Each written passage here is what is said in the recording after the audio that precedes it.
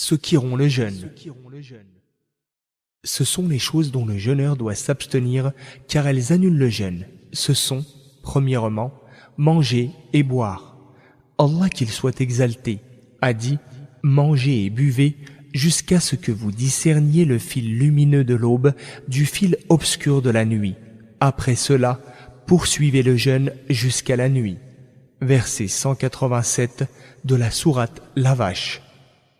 Celui qui mange ou boit par oubli, son jeûne est valide et n'a pas de péché, comme le prophète, paix et salut d'Allah sur lui, a dit « Qui a mangé ou bu par oubli, alors qu'il est en état de jeûne, qu'il poursuive alors son jeûne, car en fait c'est Allah qui l'a nourri et abreuvé. » Hadith rapporté par Al-Bukhari et Muslim. Deuxièmement, ce qui est comparable au boire et au manger, exemple, les solutions injectables nutritives qui pénètrent dans le corps et lui apportent ce qui lui manque de sels minéraux et nutriments. En effet, elles tiennent lieu de nourriture et de boisson. Elles sont donc jugées pareillement, c'est-à-dire que comme la nourriture et la boisson, elles annulent le jeûne. La transfusion sanguine pour le malade. En effet, le but de la nourriture et de la boisson, c'est justement le sang, c'est-à-dire sa production par l'organisme ou son enrichissement en éléments nutritifs. Fumer, quelle que soit la substance, en effet, cela annule le jeûne du fait que cela consiste en l'introduction dans le corps de produits nocifs par inhalation de fumée.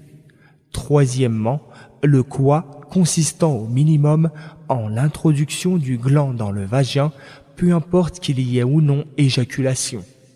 Quatrièmement, l'éjaculation provoquée volontairement par le contact physique, la masturbation ou autre.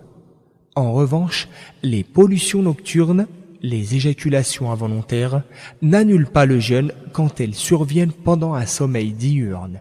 Il est permis à l'homme d'embrasser sa femme, etc., à condition qu'il soit capable de se contrôler pour ne pas annuler son jeûne. Cinquièmement, se forcer à vomir de façon intentionnelle. En revanche, celui qui est pris par le vomissement sans le faire volontairement n'est pas fautif, son jeûne reste valable.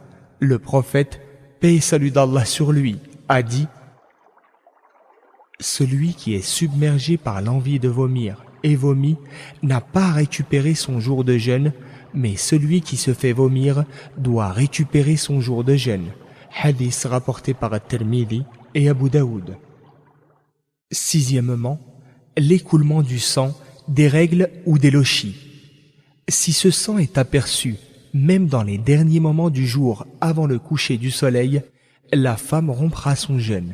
De même, si elle n'est devenue pure qu'après le lever de l'aube, son jeûne de cette journée n'est pas valide, donc elle rompra aussi.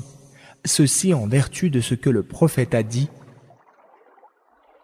N'est-ce pas que quand elle a ses règles, elle ne prie pas et jeûne pas?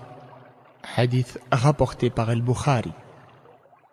Quant au sang pathologique qui coule de la femme, hémorragie utérine, métrorragie, et qui n'est ni le sang menstruel dont la période est régulière dans le mois, ni le sang d'élochie consécutif à l'accouchement, il n'empêche pas le jeûne.